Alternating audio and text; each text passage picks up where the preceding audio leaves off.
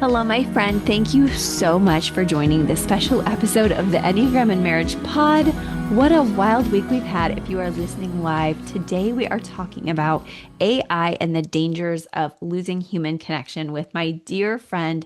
You know her as an Enneagram coach over at Simply Wholehearted.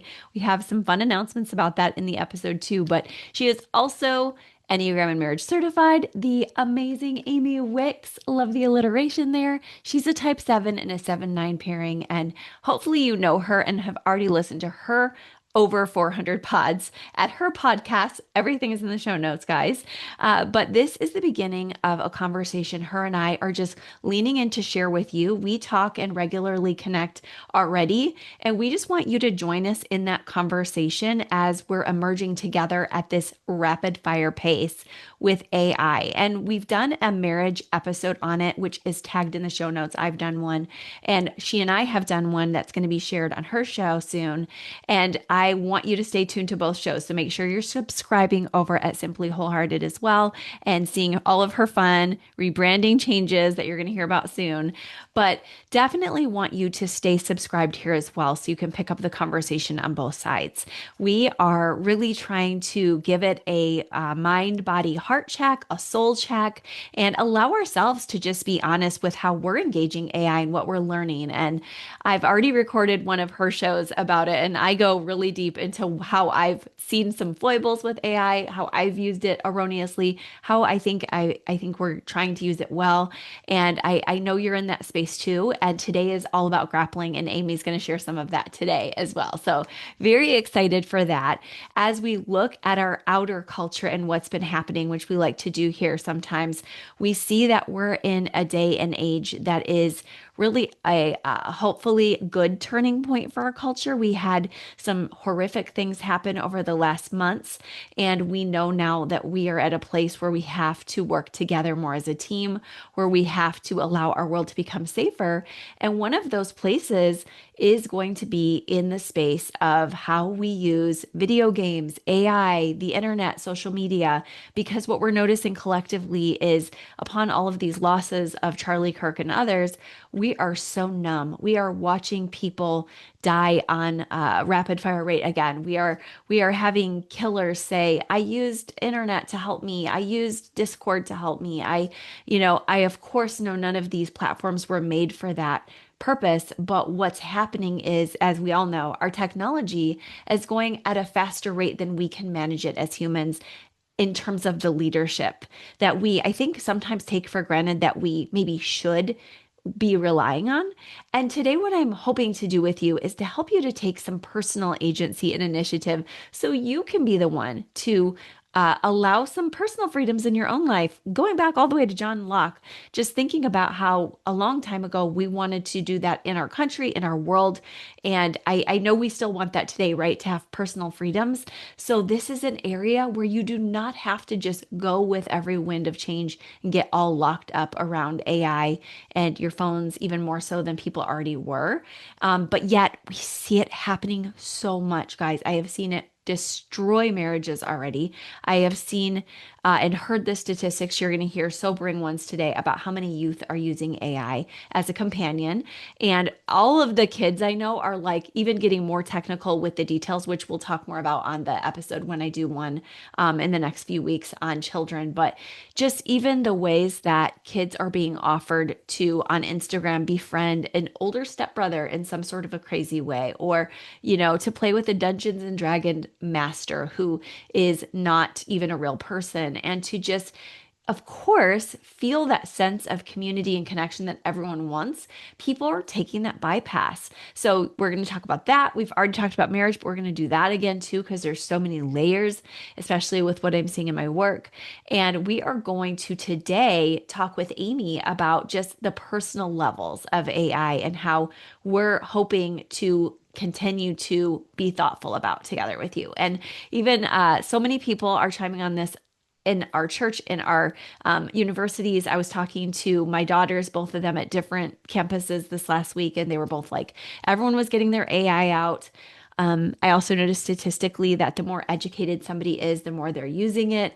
So, of course, some of their graduate professors that are graduate school and beyond are just saying, let's all use it. Others are trying to stop it at some of the colleges. One of my friends at church, who is a professor, told me that today, that she's really like, no, please do not use it. You're bypassing your brain. So, I do want you to know a lot of teachers are leaning in, and a lot of teachers are still trying to preserve some brain knowledge.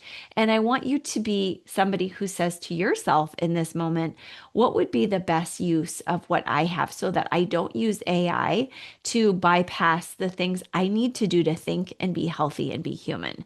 So that is happening. And actually, Hannah, as she prepares for her thesis that she's preparing for grad school, but also just for her senior year honors thesis and final project, and is for research, she's finding a professor to work with her right now. And she is asking to do this as a topic, which I am completely salivating. And I think all these professors are too, because some of them are studying it already and have millions of dollars of grants. And one of them is interested in working with her. And I'm hoping, I can't say too much because I've got to let Hannah be a grown up, but I'm like, oh, I hope you work with this professor who's already so involved in attention and perception and really cares to, it's like, Hannah, hop on. We need all the research we can get around how AI and how social media is affecting generations. And already that professor is studying older adults. And so I will leave that for later conversations, but I want you to know we can be assured people are studying it at rapid rate. But most of these people who are in the AI field are men who have the higher socioeconomic status of kind of Silicon Valley vibe. And so just for our first conversation here, just keep it in mind that this is the group of people who is usually informing all of the answers of AI. And we do have some women rising up in AI, as I talk about on Amy's pod. But I just want you to know, as we step in together, this is a topic for you to think about. Like, do I want that person who is not really a counselor or coach, but more of a just techie person being the one to inform my marriage or my family or my mental health? And oh my goodness, guys, we have a mess before us. So we're going to kindly and gently make sure we process it together today, but also hopefully leave you with a game plan for your own ways of using AI with less sloppiness and more intentionality, because you know we love living intentionally here. So those are my big picture plans for this series, and we'll be putting other episodes into. But I actually moved an episode back that I just said, you know what? This is right now. We all just need to take this deep breath collectively, come back to using our own bodies, hearts, brains, souls instead of bypassing. And even this morning, I was seeing all of the people doing their Bible study, soul time with God through AI. And I thought, you know what, let's talk about it now so that we can save some time just for us with God, for us with our partner, for us with our kids, for us using our own brains, even though we want to explore the beauty of what AI can do for us too. So I hope you get that from this conversation today. Thank you so much. I have a bunch of stuff in the show notes for you too, if you just want to check out places you can explore different AI conversations. I also included a link to something I signed up for, which is a Washington Post, University of Maryland conversation that's going to be happening in open AI forum just for people to have a global conversation. So very exciting. And I hope that you get to enjoy this episode with us. Hopefully you are welcoming your week with that beautiful intention that we love to have here. All right, let's talk to Amy. Amy, so happy to have you on the Enneagram and Marriage podcast today. Thank you so much for joining me, my friend. Well, I'm thrilled as always. And so here's to hoping we stay on topic. And also look at us having a more serious conversation together. I'm kind of proud of us. Me too. We've done that so many times. People don't know, but off air too, where we just have prayer times where we dig in the trenches of our lives together. Yes, we do. Oh, and I'm so grateful for you as a prayer warrior, sister, friend. Guys, you know Amy Wicks from all the conferences she's done. We talked about her beforehand, but she's also Enneagram and Marriage Certified. She is a skilled coach in her own right. She has had so many beautiful interactions, engagements, and beloved changes through her clients. So I just want to first name that, Amy, in case anyone has to go early. You're an awesome coach, and congratulations on all of your huge accomplishments. Well, gosh, thanks, Krista. I feel like I felt my blood pressure rise and like, oh wow, I'm so glad I get to listen to that. No, that's very sweet and kind of you. And I would just say, I'm following in the steps of you, your amazing work, all that you're doing. You've really led the way in this space in various conversations and training and teaching. And so I've learned from you, and I've definitely taken your information and books and podcasts and the training and applying it to my personal life, not just for others. So Oh it's amazing. my So thank you. I'm Oh honored. my gosh. Wow. I didn't even know it was so mutual, girl. You're amazing. I did know you have poured over mountains of Enneagram and marriage certification training. So thank you there too.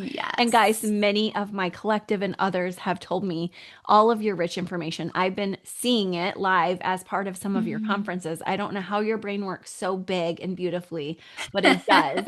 So, we are here with this excellent woman today, and we're talking about AI, human connection. We have a new series, you guys know. And before we get into the marriage and family aspects, we covered a little bit of that already, Amy. Today, we're talking about just us as humans, non AI humans, real humans. You can hear the That's inflections in our right. voices. This is us, right? Let's just verify we're real. 100% human and with all of our failings and foibles, and it's not glitching, it's just humanity. This is true. We don't have to do the CAPTCHA code or anything. That's right. This is That's us. right. Type 7s make a lot of errors, so you guys do not have to worry about Yeah, us this being, is right. but we No have perfection huge here. hearts. Yes. Yes, Huge hearts for our listeners to learn alongside of us. And I that's right. want to I want to get, like we said, deep, gritty, dirty with this because there's some bad stuff with AI, but there's also Yeah, some good stuff. So just as a type 7 on the absolutely. Enneagram, a systems builder, problem solver, that's your type. So I know you love exploring new possibilities. What's your overall take on how AI is changing the face of our world? Are you excited, concerned, both? Yeah, it's a real mix of both. And when it first came on the scene, I actually very intentionally chose to be an early adapter Hmm. and investigate and explore it. I think largely due to the line of work that you and I are both in, podcasting, content creation, training, teaching, coaching, all of that. So it felt like I had that nudge early, but then I felt like this was one of those things where sometimes I'm a little slow sometimes on the new wave of stuff. I typically want to wait and see how something wide rides out, like whether it's an app or an interface, social media, different things. I kind of want to wait and see if it's worth investing and really learning because when I'm in, I'm all into learning something. So I Mm. did right away get into it and recognize very quickly there's going to be a lot of problems here. There were definitely red flags at first, concern that probably we've all had and heard now we're several years into this of not being able to discern what's real, what's AI, misinformation, gathering from wrong places. Is your information now licensed? Now, is intellectual property at stake? So Mm. many elements. And then I actually, after taking that and feeling, kind of sifting through, even is there a moral question in using AI? I quickly realized as I explored, it didn't take long, but a week or two to go, okay, AI isn't going to go anywhere, Mm. 100%. And while at first some of my like morality was checked or questions of like, even like, what does it look like to engage with it? It Mm. quickly became a not should we or shouldn't we, but how are we going to interface with this? And Mm. I kind of I settled in it feeling like, okay, I don't feel convicted about not using it, Yeah. but I'm beginning to see really clearly how probably is going to be best to use it and how not to use it. And so I Mm. didn't even use it for work at first. I really steered away from that and I decided to use it for more fun things. And in fact, I even did a fun little training for how to come up with great activities for moms in the summertime. And we talked about menu planning and just some other fun, creative, general life ways to use AI.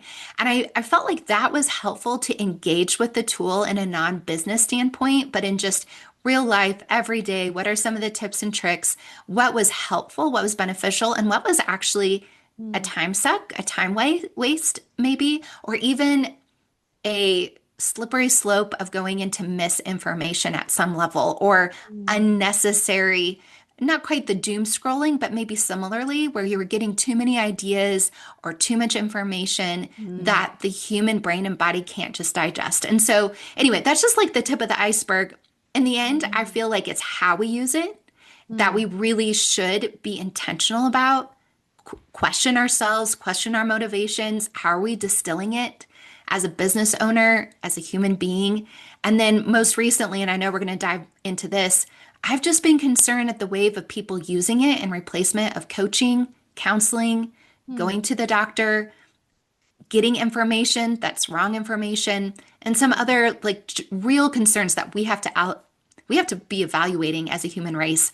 Mm. It's going to be in our lives, but how is it going to be best fitting in your life? Mm. Oh my goodness. You said so much good information there. And this was a human, guys. I know a type 7, Yeah, again, can give a I lot of did. info. I You did. went. You went toe to toe with Chat GPT. I tell you I what, or did. Grok or Claude or all of the best.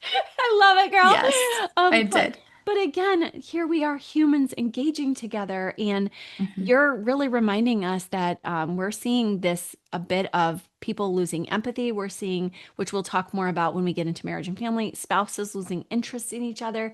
The statistic on Mhm. companions I thought was 62%, and I just rechecked it from Common Sense Media, and it was 72% of youth have done an AI companion, with almost 20% of adults, but Wow. over 1 million users just from Snapchat alone. So it is so many people who are now, like you said, bypassing human connection medically and counseling services. And what kind of an impact do you think that has on people when this is live, guys. We had these questions planned, but not this conversation. So I would love to Right. hear your actual thoughts about what do you think that's going to do? Because this is early. Like you said, you were an early adopter, so you've had a little more time to think about it than most. Yeah. I think the concern here, and it is, again, I just want to clarify, I use ChatGPT. Now, I'm not well versed in all the different AIs, Yeah. but also let's think about your email, Mm-hmm. social media, just Google search, all the things, they all use AI now. Like you don't Yeah. even have to be using a specific type of AI model to be Mm-hmm. using AI. So I just want to clarify that. So we're all using it. It's different how we're using it. But, and going back to that, there is an element where I think it's short circuiting our patience levels. Mm-hmm. Therefore, where I determine the fruits of the Holy Spirit, Mm-hmm. where we are, because the AI provides such quick, seemingly easy, simple solutions to the problems that we face. It Mm-hmm. does give us quick microwave answers. Yeah. But as we all know, the microwave meal or the microwave reheat isn't the best way Mm-hmm. to fuel ourselves or the best food to be consuming. So it can work. And in a pinch, it's probably really great. And in general, it's not something that you have to just throw out of your house. But is it short circuiting your own conversation with yourself? Mm-hmm. And then, therefore, conversation with others to learn, to explore, to understand, to bring in nuances. So that's my quick Mm. answer for that in particular. Wow. I think that makes a lot of sense. And I love your analogy of the microwave dinner. I think it's good because, like you said, it's maybe better than nothing. Maybe Yeah, not, as we're learning about even intermittent fasting, though, because I think for back sure. on all of my This early is true. therapist days when I was like toppling over with type 7 overdoing this that I've talked about to everybody and in my book. And I remember eating Hot Pockets between sessions while I'm literally pumping, nursing, like crazy amounts of output, just even going jogging in the morning before that. I know you love running like I do. And so Mhm. I think, I probably would have done better without those boost shakes and Hot Pockets and Burger King cheeseburgers. For for sure, right? Right. We live and learn. We live and Yeah, learn. right. So I think that I'm getting to the place where I'm realizing, and I have a type 4 in my home who's really solid on this too, of just staying creative and being one of those people who's Mhm. like, I'll use it some, like you said, but not to the point where I'm losing my edge as a human or Yeah. replacing my empathy with just this quick answer. I think you named it when you said, for those of us who follow Christ, like we can lose our patience. We already have been losing patience, and people's attention span is shorter than ever. So I'm Right. grateful that you're just bringing this to the attention of everyone listening. Like, basically, I think what Amy and I are saying is don't do the feelings bypass that certain types are known for, but that everybody's happening with right now. Is that right? Hmm. Absolutely. Because, I was even thinking about this. I had a long solo drive, 8.5 hours on I-70 through Kansas. It's kind of boring. It was only the dog and myself in the car. And so Aw. it was lots of time to think. And this was one of those times where I didn't even have time to queue up a podcast list or decide on what audiobook. Yeah. And it was really beautiful. And I do pray usually before these times, not only for safety, but Lord, how would you want me to use my time? Mm. And it was really interesting because I ended up having two very long phone conversations that were beautiful and fruitful. Mm. But then I also just had time to think. I wasn't listening to anything. And for me, silence is my upstream practice. And so that's important for a seven. But Mm. I just let myself think and wonder and even consider questions for these conversations that we're having about this, Mhm. podcast content for the future, different directions that I want to take my business, some other problems I'm thinking through, relationships. And yes, maybe some of it veered into a sense of prayer, but ultimately the silence with myself or taking time to engage with myself produced really good fruit that I Mm. know that when I'm in a hurry or when I'm feeling in a pinch, I don't take time to explore and sit with myself. I mean, how often do we Mm. have all that time in a car to be Yeah. able to think? We don't. And so Mhm. to me, it was the contrast of I probably would have, if I was sitting at my desk feeling like I had to knock out a deadline, I would have Mhm. consulted ChatGPT instead of Mhm. sitting with myself and sitting in time of prayer to make Mhm. some better decisions around the things that I had to move forward on.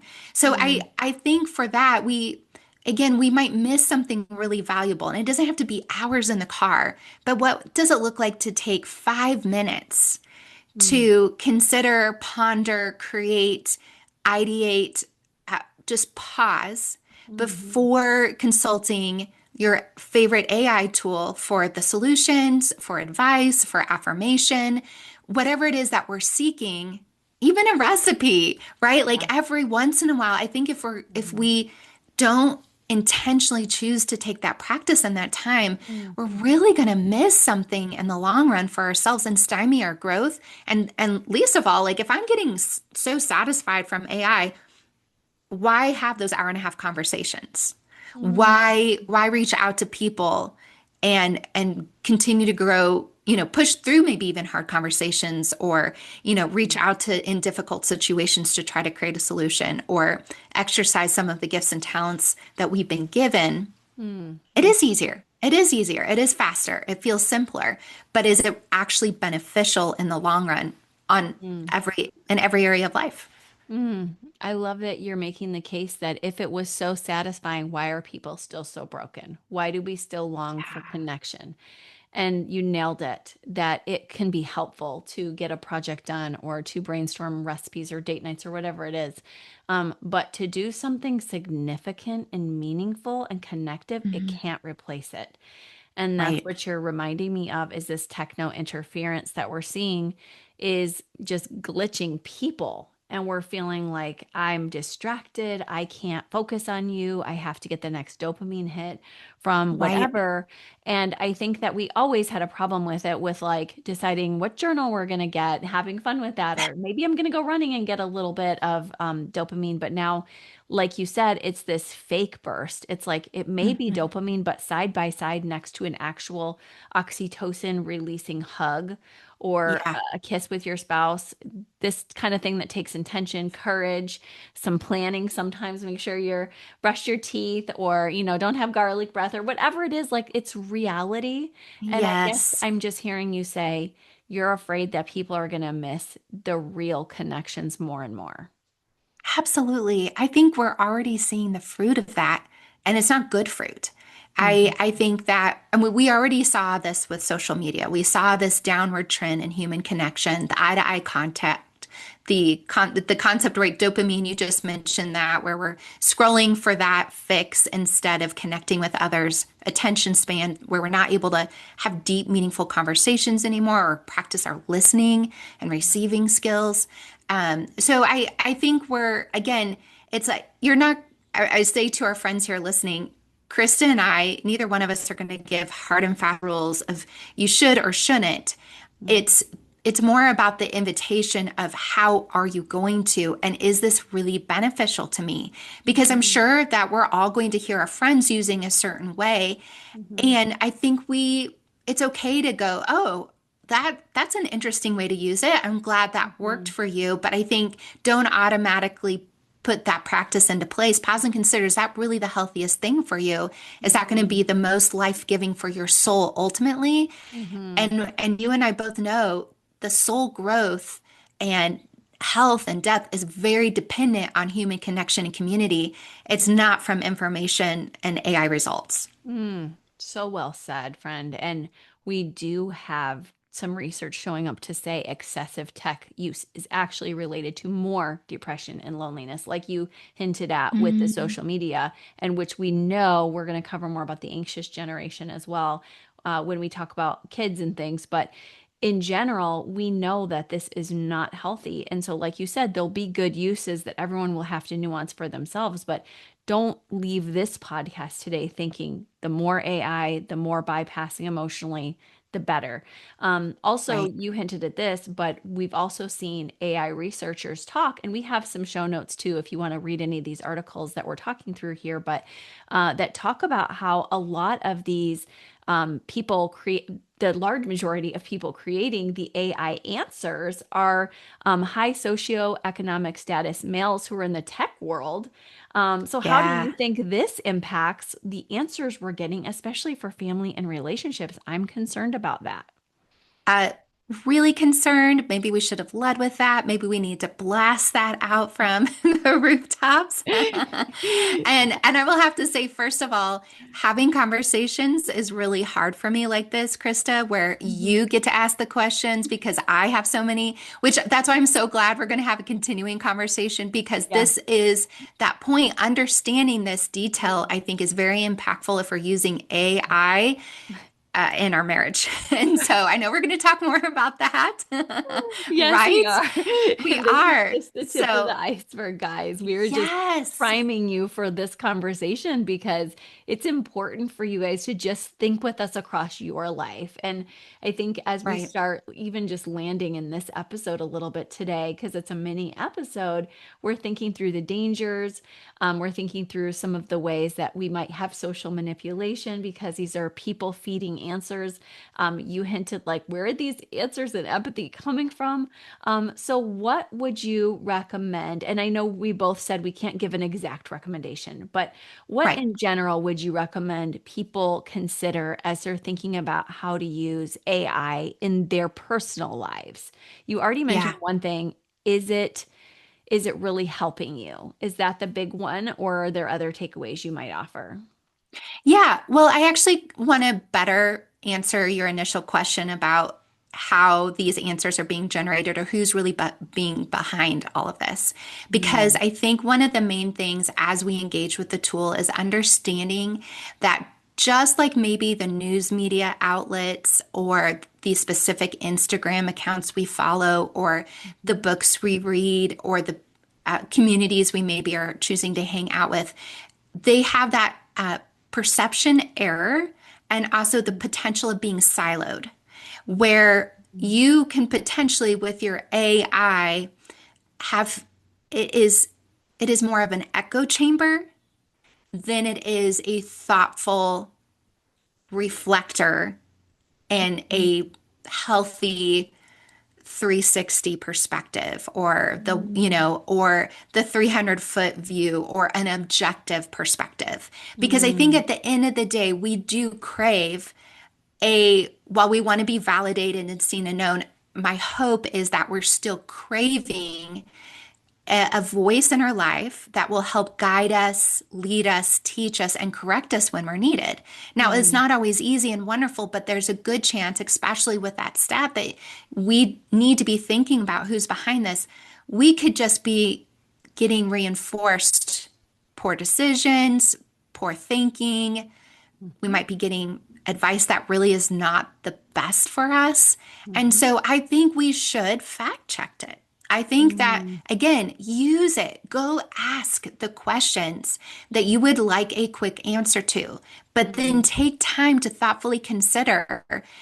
It might even be two other places where you go research and ask, or two other people before you make any major decisions or come up with that this is the absolute truth. And I know, Mhm. this the contrast is where I want to be going with conversations as well, is that I'm afraid that people are taking hot takes on Instagram and POVs and taking those as sound truth and wisdom Mm. when they're just it's just an opinion, or it is just a POV, or AI is a possible answer, but is it the best one for me?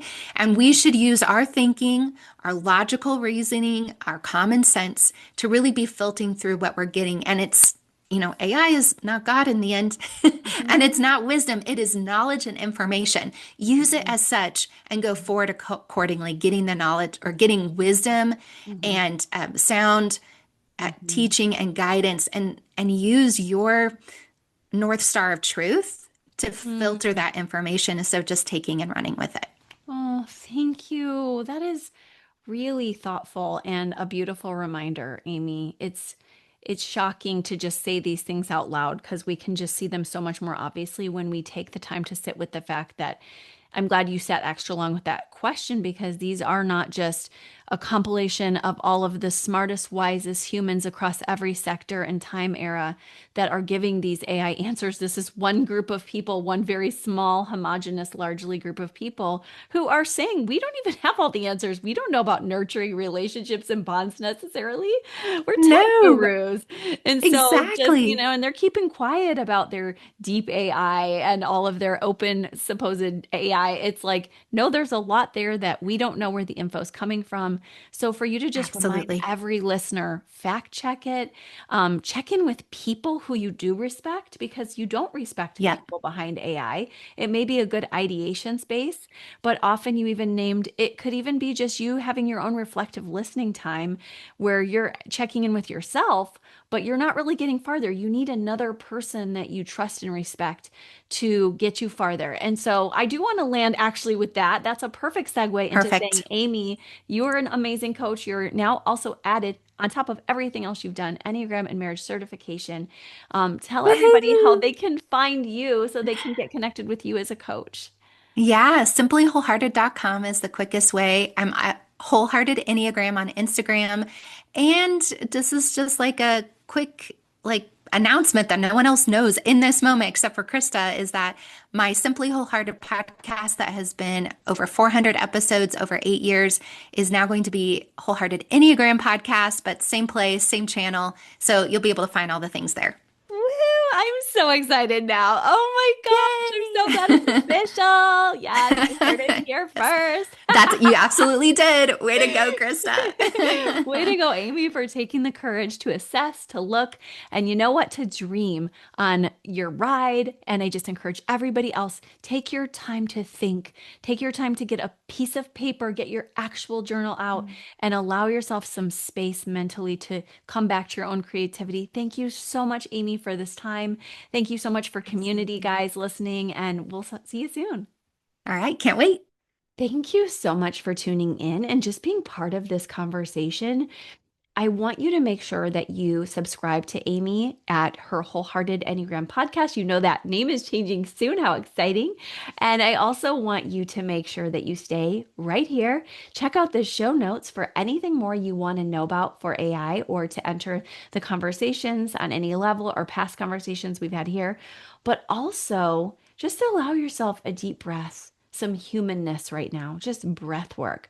Just allow yourself to do what we all need to do, because we all get dysregulated, right? We all have moments where our window of tolerance is off.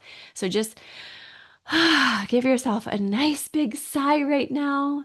congratulate yourself for doing a beautiful job to just finish this episode. I'm proud of you in that way and coming alongside of you. You did something good today. So celebrate that and think of one takeaway from this episode. And I hope that it's something to do with you coming back to yourself, to God, to your partner, to your kids with more real time, because that's what everybody needs. So I look forward to talking to you soon and signing off for now. Bye-bye.